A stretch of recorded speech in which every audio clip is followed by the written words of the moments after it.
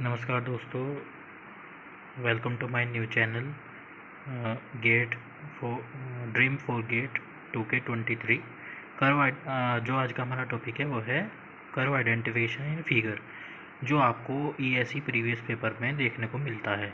जो हमारे पास ये क्वेश्चन है कर्व आइडेंटिफिकेशन, ये हमारा गेट और ईएसई दोनों में आता है। ईएसई 2010 में आ रखा है, ये वाला क्वेश्चन है। और इसमें हमें क्वेश्चन किस तरीके से दिया जाता है, हमें नेचर ऑफ फ्लूइड दिया जाता है और एक एक्सिस पे हमारा शेयर स्ट्रेस होता है और एक पे हमारा होता है रेट ऑफ शेयर डिफॉर्मेशन। और हमें साथ ही साथ हमें 4 कर्व दिए जाते हैं, curve A, curve B, curve C और कर्व डी। और हमें 2 लिस्ट दी जाती है। फिर हमें 2 लिस्ट दी जाती है, जिसमें लिस्ट फर्स्ट में हमारा क्या होता है, लिस्ट फर्स्ट में हमारा होता है कर्व ए, कर्व बी और कर्व सी और कर्व डी। और लिस्ट सेकंड में हमारा क्या होता है, Newtonian fluid, dilatant fluid, ideal Bingham plastic fluid, pseudo plastic हमारा होता है। और हमारे पास अगला जो टर्म आता है वो आता है हमारे पास कोड्स। हमें ये क्वेश्चन दिया जाता है 3 पार्ट्स में। एक में हमें ये कर्व दिया जाता है, एक में हमें ये लिस्ट दी जाती है और एक में हमें ये कोड्स दिए जाते हैं। कोड्स का मतलब होता है कि हमें कर्व ए को जितने हमें लिस्ट 1 को हमें लिस्ट 2 से मैच करना है, लिस्ट 1 को हमें लिस्ट 2 से मैच करना है। और जो भी उनमें से सही कोड होगा हमारा, वही हम ऑप्शन में ये ऑप्शन चूज़ करेंगे, ए, बी, सी और डी। अगर इसमें कर्व ए के लिए हमारा आइडलबेजियम प्लास्टिक फ्लूइड होगा तो, और ये चारों ऑप्शन मैच करेंगे तो हम ए सेलेक्ट करेंगे। अगर ये वाला ऑप्शन, ये चारों ऑप्शन मैच करेंगे तो हम बी करेंगे या फिर सी करेंगे। इससे पहले वीडियो शुरू करने से पहले हम जान लेते हैं कि Newtonian fluid, dilatant fluid, ideal Bingham plastic fluid, pseudo plastic fluid, इनमें क्या क्या अंतर होता है। उसके लिए हमें नेक्स्ट पेज पे जाना होगा। अब हम नेक्स्ट पेज पे जाते हैं। नेक्स्ट पेज पे क्या होता है कि हमारा जो होता है न्यूटोनियन फ्लूइड। सबसे पहले हम जान लेते हैं कि न्यूटोनियन फ्लूइड क्या होता है। एक नॉन न्यूटोनियन फ्लूइड भी होता है। नॉन न्यूटोनियन फ्लूइड, इन फ्लूइड को बोला जाता है, एक तो डाल्टन को और एक बेजियम प्लास्टिक या सूडो प्लास्टिक फ्लूइड को। तो इसके लिए हमारा क्या होता है, shear rate is directly proportional to the shear stress with constant viscosity. Shear rate of deformation होता है फ्लूइड्स में हमारा, इस टाइप के फ्लूइड्स में वो डायरेक्टली प्रोपोर्शनल होता है शेयर स्ट्रेस के विद कांस्टेंट विस्कोसिटी। विस्कोसिटी जहाँ पर हमारी फ्लूइड की जो विस्कोसिटी होगी वो हमारी कांस्टेंट होगी। यानी कि जो इसका कर्व बनेगा वो हमारा कुछ इस तरीके का बनेगा, कुछ इस तरीके का बनेगा। जो हमारा कर्व होगा कुछ इस तरीके का बनेगा। यानी कि शेयर रेट इस एक्सिस पे होगा और शेयर रेट डिफॉर्मेशन इस एक्सिस पे होगा और शेयर रेट इस एक्सिस पे होगा। यहाँ हमारा क्या होगा कि शेयर रेट, जितना हमारा शेयर रेट होगा, डिफॉर्मेशन होगा, उतना ही हमारा शेयर स्ट्रेस होगा। यानी कि फ्लूइड पर जितना शेयर स्ट्रेस लगाया जाएगा उतना ही शेयर रेट डिफॉर्मेशन होगा। तो इसका जो कर्व होगा वो ये इस तरीके का बनेगा। अगला हमारा क्या होता है, Dalton, linear relationship between viscosity and shear stress. इस लाइन में भी यही कहा गया है, यानी कि विस्कोसिटी बढ़ेगी तो शेयर स्ट्रेस भी बढ़ेगा, अगर विस्कोसिटी घटेगी तो शेयर स्ट्रेस भी घटेगा।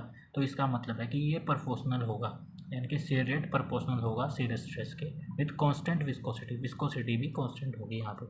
अब हमारा अगला क्या होता है कि हमारा आता है डाल्टन फ्लूइड। डाल्टन फ्लूइड जो होता है वो हमारा होता है pseudoplastic system. Dilatant similar to pseudoplastic system, यानी कि सूडोप्लास्टिक फ्लूइड की तरह ही यह कार्य करता है। Similar to pseudoplastic system that they shows no yielding stress but their apparent viscosity increase with increase of shear rate। इस लाइन का मतलब है, अगर आप किसी फ्लूइड पर स्ट्रेस लगाते हैं तो उसकी जो एपेरेंट विस्कोसिटी होगी वो इंक्रीज होगी विद इंक्रीज ऑफ, यानी कि जितनी विस्कोसिटी बढ़ेगी उतना ही शेयर रेट डिफॉर्मेशन भी बढ़ेगा। डाल्टन फ्लूइड इस टाइप के होते हैं कि इनमें जो एपेरेंट विस्कोसिटी होती है, एपेरेंट विस्कोसिटी हमारी शेयर रेट के साथ साथ बढ़ती है। और अगला हमारा जो टर्म है वो आता है हमारा एपेरेंट विस्कोसिटी। इस टर्म को जानने से पहले एपेरेंट विस्कोसिटी हमारा यहाँ पे यूज़ हुआ।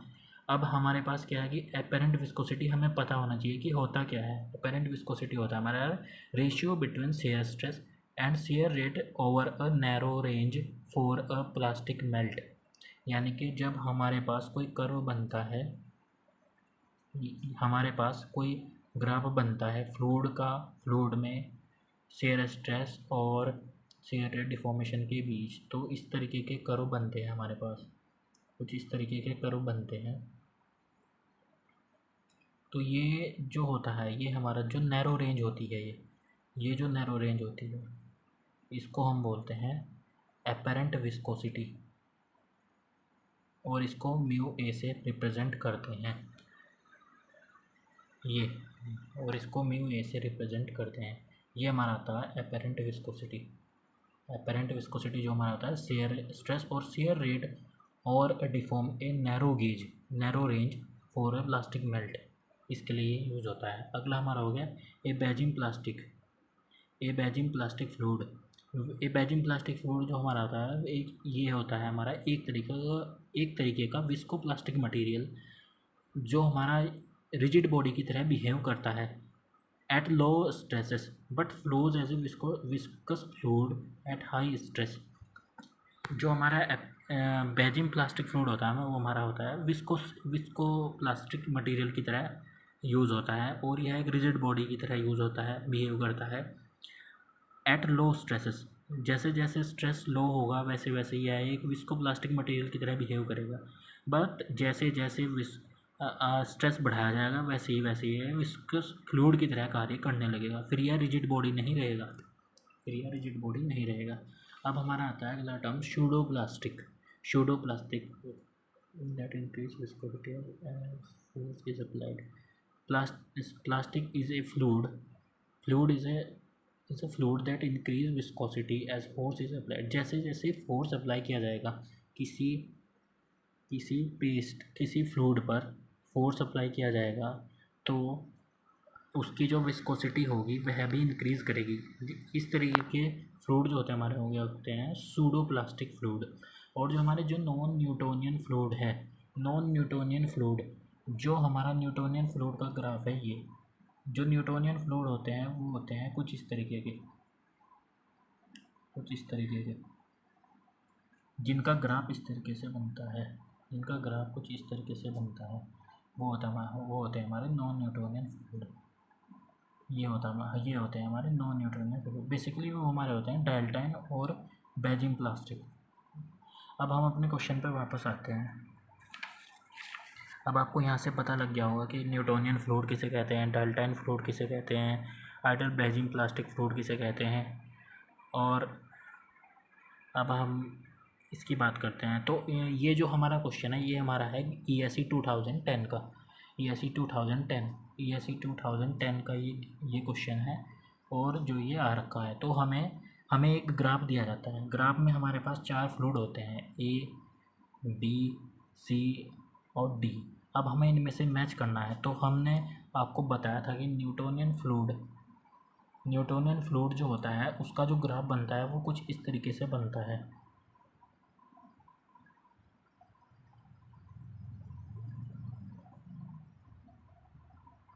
जो हमारे पास इसका जो राइट आंसर होगा ये हमारे पास ये होगा, ये वाला।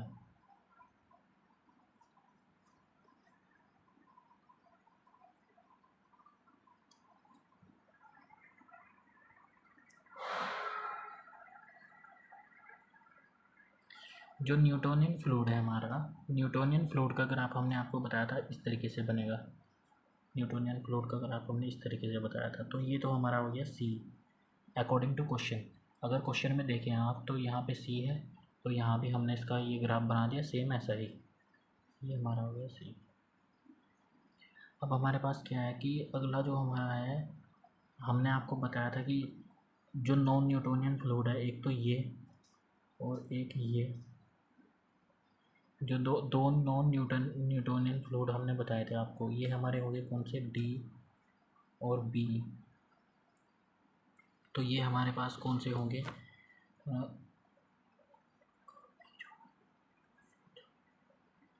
ये हमारा होगा सूडोप्लास्टिक,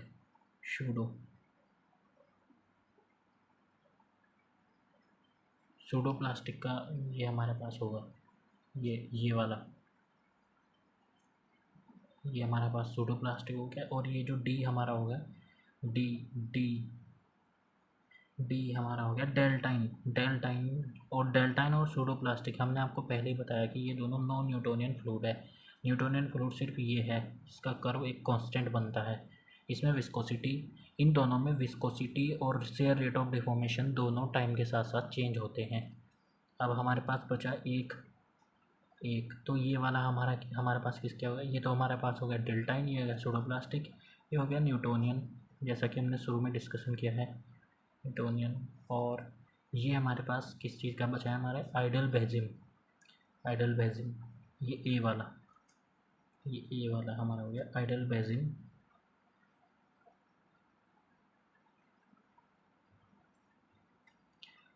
अब आपको ये क्वेश्चन क्लियर हो गया होगा। यहाँ से हमारे पास जो राइट ऑप्शन आता है वो होता है हमारा ये ऑप्शन ए जो हमारा है राइट ऑप्शन है।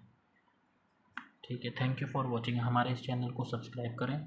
चैनल का नाम है ड्रीम फॉर गेट 2K23। और आज का जो हमारा टॉपिक था वो था हमारा curve identification of in figure, जिसमें हमारे पास दो लिस्ट दी जाती है। तो पहली लिस्ट हमारा होता है कर्व आइडेंटिफिकेशन इन फिगर, हमारा होता है नेचर ऑफ फ्लूइड। फिर उसके बाद हमें दिया जाता है ग्राफ, उसके बाद हमें दिया जाता है एक लिस्ट 1 और लिस्ट 2, जिसमें एक में कर्व होता है, curve A, curve B, curve C, curve D, और एक में होता है हमारा प्रॉपर्टीज ऑफ फ्लूइड, यानी कि Newtonian fluid, dilatant fluid, ideal plastic fluid, pseudoplastic fluid. और हमारे पास तीसरे में हमारे पास होता है कोड्स को हमें मैच करना होता है। आपके समझ में आ गया होगा। ठीक है, थैंक यू फॉर वॉचिंग।